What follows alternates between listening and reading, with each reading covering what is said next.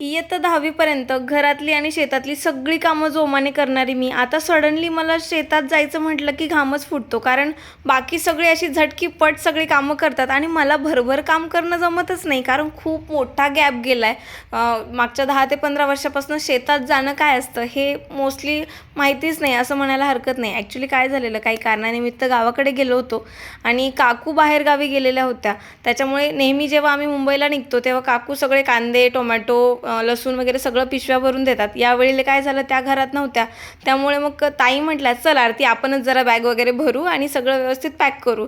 तर कांदे नवीन नवीन होते, सो कांदे काढायला लागणार होते. कांदे काढायला गेलो आणि तिकडे मला गवती चहासुद्धा शेजारी दिसला. मस्तपैकी गवती चहा आणि कांदे घेतले. कांदे कापायला बसले होते आणि मला काही बरोबर जमत नव्हतं. ताई म्हणे, "आता एवढ्या स्पीडने करायला लागशील ना तर 2 तास इकडेच बसावं लागेल." मग त्या म्हटल्या, "दे माझ्याकडे, मी पटापट कापून देते." त्यांनी 10 मिनिटात सगळे कांदे कापले. तोपर्यंत मी मस्त गवती चहा घेतला. ॲक्च्युली गवती चहाचं रोपटं मला पाहिजे होतं, पण तिथे लगेच रेडी नव्हतं. मग ताई बोलल्या की नेक्स्ट टाईम येशील तोपर्यंत मी बनवून ठेवते, आता सध्या गवती चहा तोडून घेऊन जा म्हणून.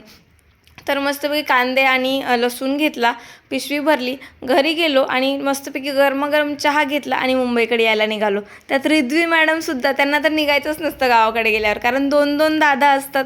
खेळायला खूप मज्जा येते, काही लिमिटेशन नाही, घरात बस काही असं कोणी म्हणत नाही. त्यामुळे तिला तर वाह, मज्जाच असते.